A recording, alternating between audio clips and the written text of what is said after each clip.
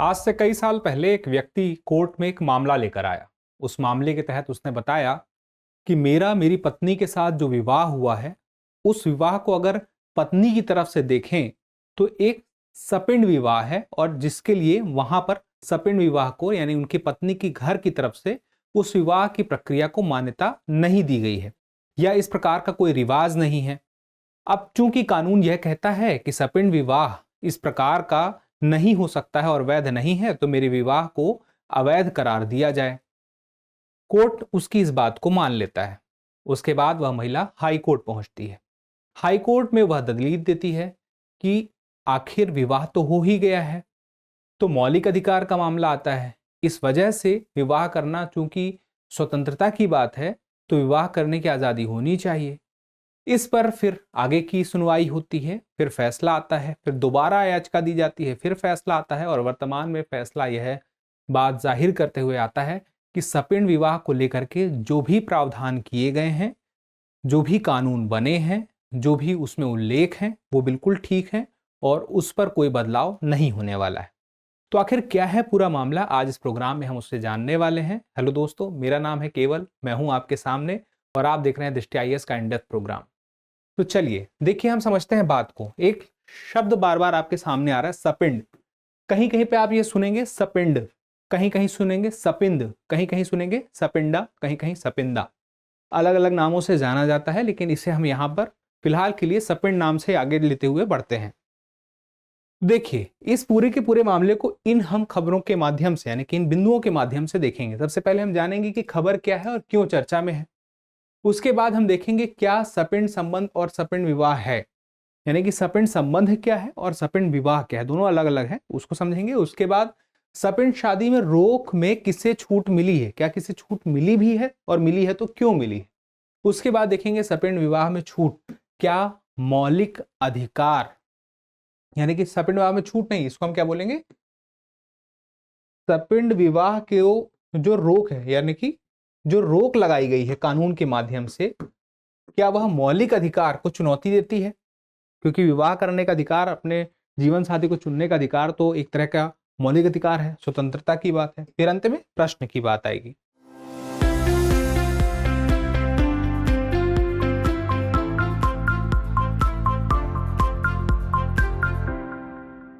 चलिए हम शुरुआत करते हैं सबसे पहले खबर से। खबर यही कि दिल्ली हाई कोर्ट में यह पूरा का पूरा मामला था, जिसमें साफ साफ दिल्ली हाई कोर्ट ने कह दिया कि जो भी प्रावधान है सपिंड विवाह को जो अवैध करार देते हैं वो सारे के सारे ठीक हैं, और जो याचिका लाई गई थी कि जो विवाह हुआ है उसे वैध माना जाए, तो वैध नहीं माना गया। तो दरअसल जो चुनौती दी गई वो हिंदू मैरिज एक्ट की एक धारा को चुनौती दी गई। धारा का नाम है धारा 5B। अब इसमें चुनौती क्या दी गई कि एक याचिका दायर की गई थी जिसमें कहा गया था, धारा 5B में क्या है, धारा 5B में है कि ऐसा विवाह मान्यता प्राप्त करेगा जो सपिंड विवाह नहीं है। जो सपिंड विवाह नहीं है उन्हें मान्यता मिलेगी, यानी कि वो वैध है। तो आखिर जो सपिंड हैं उन्हें मान्यता नहीं मिलेगी, तो आखिर सपिंड है क्या, हमें तो ये समझना पड़ेगा। फिलहाल के लिए हम उसको अच्छे से समझेंगे, लेकिन इस फैसले में जो न्यायाधीशों की पीठ ने कहा वो क्या कहा, उन्होंने कहा यदि विवाह के लिए साथी के चुनने को बिना नियमों के छोड़ दिया जाए तो अनाचरण पूर्ण रिश्ते को वैधता मिल सकती है। तो अनाचरण पूर्ण रिश्ते को वैधता मिलेगी अगर हम नियमों को ताक पे रख देंगे, तो उस पर ध्यान नहीं देंगे। तो आपने देखा होगा कि बहुत सारी शादियों में यह बात कही जाती है कि समगोत्री विवाह नहीं होगा, तो यह भी एक रिवाज चला आ रहा है कि एक गोत्र में विवाह नहीं होगा। सपिंडा को लेकर भी क्या बातें हैं, क्या प्रमुख जानकारियां हैं, उसे के करके हम समझने का प्रयास करते हैं कि आखिर सपिंड विवाह क्यों नहीं हो सकता है। सपिंड विवाह का जब हम मतलब समझेंगे तो हमें और आसानी होगी। सपिंड का मतलब क्या है, जब एक तय सीमा के अंदर दो लोगों का एक ही पूर्वज होता है। दो लोग जो शादी करना चाहते हैं, अगर उनका पूर्वज कहीं ना कहीं एक सीमा के अंदर देखने को मिलता है कि एक ही इनका पूर्वज है, तो उनके बीच में शादी नहीं हो सकती है। इसी बात के लिए प्रावधान हिंदू मैरिज एक्ट में किया गया है। तो यहां पे अब यह जो शब्द आया है सपिंड, अब आप इसको सपिंडा समझिए, सपिंदा समझिए, एक शब्द लेके हम यहाँ पे वर्तमान में चलेंगे। सपिंड शब्द एक शब्द है पिंड, उससे बना है। अपने पूर्वजों को लोग पिंड दान करते हैं अपने पूर्वजों के लिए, जो इस दुनिया में नहीं है उनके लिए पिंड दान होता है। तो सपिंड भी वहीं से बना हुआ है, मतलब कुछ ऐसे लोग हैं जिनके पूर्वज एक ही हैं, यानी कि वो भी पिंडदान उनके लिए कर सकते हैं, उनके बीच में विवाह बिल्कुल नहीं हो सकता है। यानी कि वो दो लोग किसी उन जिनका पूर्वज एक है, इसका मतलब पिंडदान करने का अधिकार इनके पास भी है और इनके पास भी है, और वो दोनों अगर ऐसी स्थिति में है तो विवाह नहीं हो सकता है। तो यहाँ पे हिंदू मैरिज एक्ट में धारा 3F2 में क्या है, उसके मुताबिक कहा गया है कि दो लोगों में से एक दूसरे का सीधा वंशज हो और रिश्ता सपिंड रिश्ते की सीमा के अंदर आएगा तो फिर विवाह नहीं हो सकता, वैध नहीं है। अब इसी में धारा 3F1 में देखिए कहा है, अगर मां की तरफ से 3 पीढ़ी और पिता की तरफ से 5 पीढ़ी तक का रिश्ता कहीं कहीं बनता हो तो विवाह नहीं हो सकता है। इसको कुछ इस तरह से समझ लेते हैं। ये देखिए मेल और फीमेल को मिला के सपिंड जोन बना है। यहाँ पे 5 जनरेशन दिख रही हैं आपको और यहाँ पे आपको 3 जनरेशन दिख रही हैं। इसका मतलब ये हुआ कि माता की तरफ से 3 जनरेशन में और पिता की तरफ से 5 जनरेशन में अगर कहीं से कनेक्शन निकलता है तो विवाह नहीं हो सकता। अब ये जनरेशन का मतलब क्या है? जनरेशन जैसे माता की तरफ से या पिता की तरफ से चलिए देख लीजिए, तो जनरेशन का मतलब है जैसे दादा दादी हैं, फिर उनके बच्चे हैं, फिर उनके बच्चे हैं, फिर उनके बच्चे हैं, उनके बीच में कोई ऐसा दो लोग अगर सोचते हैं कि वो विवाह कर सकते हैं तो वो विवाह नहीं हो सकता है। और सेम माता की तरफ से भी अगर उधर से भी हो तो भी नहीं हो सकता है विवाह, उस स्थिति में भी विवाह नहीं हो सकता है। इन दोनों को आपस में भी क्रॉस करके देख ले तो यह स्थिति है, इसको हम बोलते हैं सपिंड विवाह, जिसके लिए प्रावधान साफ साफ है कि इसे वैध नहीं माना जाएगा। इसमें सजा का भी प्रावधान है। अब धारा 18 के तहत साफ साफ कहा गया है कि जुर्माना और जेल का प्रावधान है, और धारा 5V में कहा गया है कि ऐसे व्यक्ति को जो यानी कि 18 के तहत ही बताया गया है कि जो धारा 5V का उल्लंघन करेगा, धारा 18 के तहत यह बात कही गई है, याद रखिएगा कि धारा 5V का उल्लंघन करने पर 1 महीने तक की जेल या 1000 रुपए का जुर्माना या दोनों हो सकता है। अब आप सोचेंगे कि फिर इसका मतलब यह हुआ कि इस प्रकार के विवाह नहीं हो सकते हैं, कोई नहीं कर सकता है। लेकिन आपने बहुत सारे लोगों ने फिल्में देखी हैं, आज के दौर में सूचना बहुत दूर दूर तक की आपके पास पहुंच रही है, तो आपको समझ में आ रहा होगा कि इस तरह के विवाह हुए हैं। हिंदू मैरिज एक्ट के तहत जिस बात को साफ साफ मना किया जा रहा है, ऐसे विवाह हुए हैं जिसको कहा जा रहा है कि वैध नहीं है। उनको वैधता कैसे मिली हुई है? जैसे दक्षिण भारतीय फिल्मों में अगर आपने देखा हो तो कई जगह आपको देखने को मिला होगा कि मामा की तरफ से या मौसी की तरफ से किस प्रकार से रिश्ते जोड़े जाते हैं विवाह के। तो किस तरह से जोड़े जाते हैं, वो क्या है, उसके पीछे की एक वजह है, यानी कि जो छूट मिली है सपिंड शादी में हिंदू मैरिज एक्ट के तहत, वह भी जान लीजिए। छूट क्या है? छूट के लिए एक शब्द का इस्तेमाल करेंगे, रिवाज। अगर कोई यह साबित कर दे कि हमारे परिवार में इस प्रकार का रिवाज है और रिवाज के तहत, और ऐसा रिवाज नहीं कि रिवाज कभी था एक जमाने में, बहुत पहले रिवाज था, अब भले नहीं है, एक ऐसा रिवाज हो जो आज भी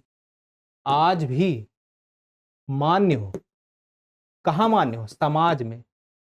जिस समाज से वे आते हैं उस समाज में वो मान्य होगा, उस समाज में उनके परिवार के लोगों के द्वारा, उनके कुनबे के लोगों के द्वारा उस रिवाज को माना जाता होगा और उपयोग में लाया जा रहा है। मतलब ऐसे उदाहरण भी होने चाहिए। ये ऐसा नहीं कि रिवाज तो है, कई सौ सालों तक माना गया, हजारों सालों तक माना गया, पिछले 300-500 साल से नहीं माना जा रहा है। अगर ऐसी अवरोध की स्थिति दिखाई देती है तो फिर उस रिवाज को रिवाज उस तरह से नहीं माना जाएगा कि जिसमें छूट दे दी जाए। तो ऐसे एग्जाम्पल हैं, रिवाज है, तो ये इस प्रकार का विवाह हो सकता है और ऐसे विवाह होते भी हैं, हमने कई जगह देखे हैं, लेकिन उसको प्रूव करना पड़ेगा। अब बात आती है क्या सपिंड विवाह में प्रतिबंध मौलिक अधिकार को देता है चुनौती? क्योंकि मामला यहां तक पहुंच गया था, उस महिला ने कहा कि अगर हमारी शादी हुई और अदालत ने उसे वैध करार नहीं माना, यानी कि अवैध बता दिया कि क्योंकि वह सपिंड विवाह है, लेकिन यह भी तो देखने वाली बात है कि मैं राजी थी, मेरा होने वाला पति राजी था, दोनों तरफ के परिवार राजी थे इस शादी के लिए, तो फिर चूंकि इस देश में समानता का अधिकार है, हर किसी के लिए समान अधिकार है, समानता का अधिकार अगर है तो अगर किसी को विवाह करने का अधिकार है तो सबको होना चाहिए यह अधिकार, अपने मनपसंद जीवन साथी से विवाह करने का अधिकार। जाति और धर्म को ताक पे रखकर भी विवाह किया जा सकता है, उससे कोई फर्क नहीं पड़ता है। आप दूसरे धर्म में शादी कर सकते हैं, दूसरे जाति में शादी कर सकते हैं, तो सपिंड विवाह क्यों नहीं कर सकते हैं, ये सवाल आता है। तो यहीं पे मौलिक अधिकार का सवाल उठा, समानता के अधिकार का सवाल उठा, अनुच्छेद 14 का अधिकार का सवाल उठा। तो यहां पर यह बात साफ साफ जाहिर की गई कि अदालत ने जो कहा वो ये कहा कि कोई ठोस कानूनी आधार नहीं दे पाया गया है, याचिकाकर्ता ने नहीं दिया है, जो यह कहे कि हिंदू मैरिज एक्ट के तहत जो सपिंड शादियों को रोकने का प्रावधान है वह अनुच्छेद 14 के बराबरी के अधिकार का उल्लंघन करता है। मतलब अदालत नहीं मानता है ऐसा, क्लियर बात यह है, और इसके लिए कोई ठोस लॉजिक नहीं दिया गया है याचिकाकर्ता के द्वारा। तो इसका मतलब क्या हुआ कि सपिंड विवाह को अगर रोकने का प्रावधान है, ऐसी शादियों को रोकने का प्रावधान है, तो अनुच्छेद 14 का उल्लंघन नहीं करता है। तो ये सारी की सारी बातें बहुत ज्यादा विस्तार में नहीं थी, छोटी सी थी। मुझे लग रहा है कि आपको समझने में कठिनाई नहीं हुई होगी।